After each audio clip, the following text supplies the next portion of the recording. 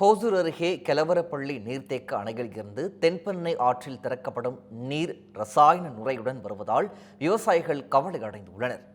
இது தொடர்பான கூடுதல் விவரங்களை எமது செய்தியாளர் முருகனிடம் கேட்டு வரலாம். முருகன், அங்கிருக்கும் மக்கள் என்னென்ன குற்றச்சாட்டுகளை முன்வைக்கிறார்கள்? விவரங்கள். வணக்கம் பிரகாஷ். கர்நாடகா மாநிலம் நந்திமலை பகுதியில் உற்பத்தியாகும் தென்பெண்ணை ஆறு பல கிலோமீட்டர் தூரம் பயணித்து தமிழகத்தின் எல்லைக்குள் நுழைகிறது.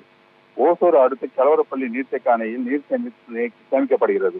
கர்நாடகா மாநிலத்தின் தென்பெண்ணை ஆற்றங்கரை ஓரத்தில் உள்ள தனியார் தொழிற்சாலைகளில் தேக்கி வைக்கும் ரசாயன கழிவு நீர் மழைக்காலங்களில் தென்பெண்ணை ஆற்றில் வெளியேற்றப்படுவதால் நீரின் நுரை பொங்கி காணப்படும்.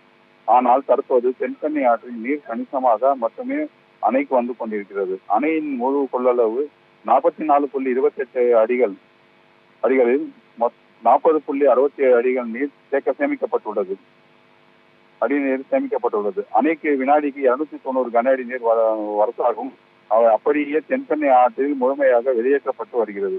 அணையிலிருந்து பாசனத்துக்காக திறந்து விடப்படும் இடது புற கால்வாய்களும் தென்பெண்ணை ஆற்றில் செல்லும் நீரின் அதிகப்படியான நுரை பொங்கி ராட்சத நுரைகளாக காட்சியளிக்கிறது. குவியலாக துர்நாற்றத்துடன் நுரை வெளியேறுவதால் விவசாயிகள் கவலையடைந்துள்ளனர். பிரகாஷ்.